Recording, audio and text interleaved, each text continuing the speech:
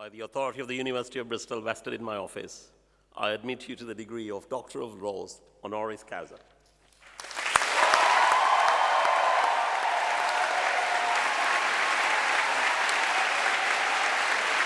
Thank wonderful, wonderful Bristol University. I cannot thank you enough for giving me this great honour, and I will be about to explain why I definitely don't deserve it. And to thank Gianni, the best cardiologist anywhere, happens to be in Bristol.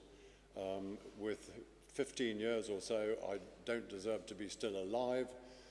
He took, in order to make me alive, the mammary gland out of here, because with males, you know, they're sort of not used. And then out of my leg, another long bit like a spaghetti, and put that in there. And then with wires, sewed the chest up. And because of his expertise, he's still alive. But let me explain why I definitely don't deserve it. As Gianni said, my dad was killed about 4 months before I got born. And his mum was South African, and she took all my sisters and me, aged 1, out to South Africa for 12 years without consulting us.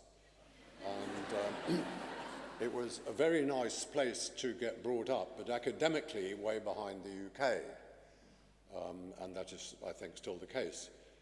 Basically, she came back and had no money. She was looking for somewhere to educate all of us, and was very happy when she found a place called Winchester College, which took anybody totally free of charge if your family name was Fiennes. This was because the bloke that built the college 800 years ago had been called Fiennes and liked the idea of lots of little Fienneses going there free.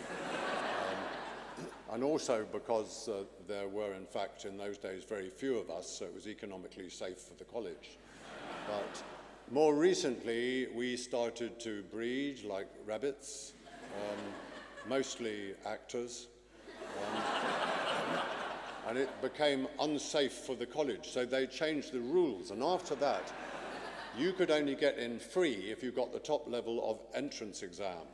And due to my African background, I got the bottom level, and they would not accept me, to my mother's disappointment.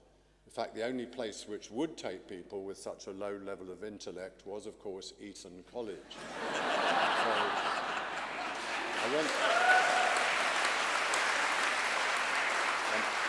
I went there for about 5 years, but my level was so low I couldn't even keep up with theirs. But luckily, there was boxing, which did not require too much intelligence, and also, of course, stegophilia. Stegophilia is if you get born with an edifice complex, meaning you like to climb tall edifices at night in order to put things on top to annoy the school authorities. And over those 5 years at Eton, I learned, I think in the 1960s, British architects stopped using proper steel drain pipes outside buildings like you get here, switched to nasty plastic ones, which very often break when you get up to the 6th floor. So from an academic viewpoint, therefore, Eton was not a total waste of time. But going back to motivation, it was probably there that I began to realize that the only thing I wanted to do, which was to do what my dad had done, become commanding officer of the Scots Greys Regiment, would not be possible, because in his day, with horses, you didn't require for Sandhurst to get A-levels. By the time I arrived, there were 60-ton tanks, and to get to Sandhurst, which you have to do to get a regular officer, you had to have things called A-levels. So my mum removed me from Eton, because she knew if I stayed there I would not get them. The place is sort of badly designed for getting people A-levels. And I was sent to a famous place in Brighton called Davis's. And if you went there, when you came out the other end, you definitely had your A-levels. And I'm not at all proud of having broken their record.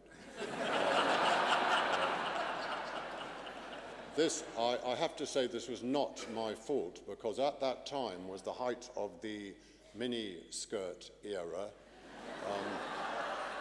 and concentration was therefore not possible. So I failed the A-levels twice, but I did eventually get into the regiment for 8 years and the SAS and so on.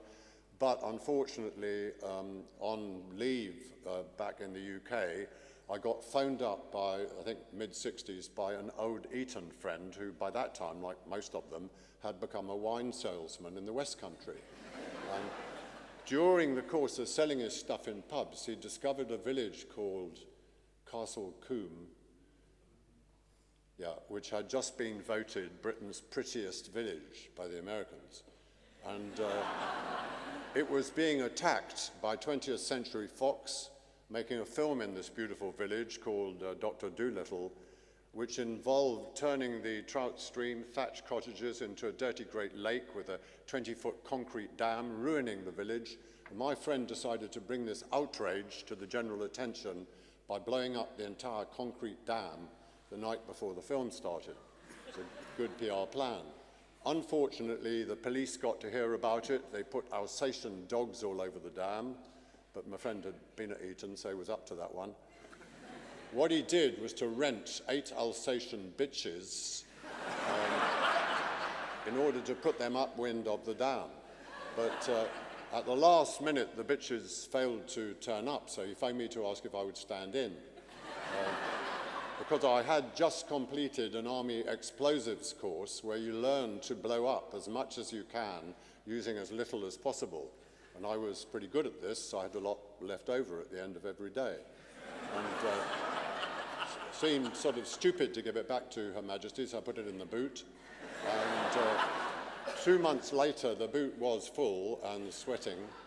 And what better way of getting rid of it than this public-spirited gesture?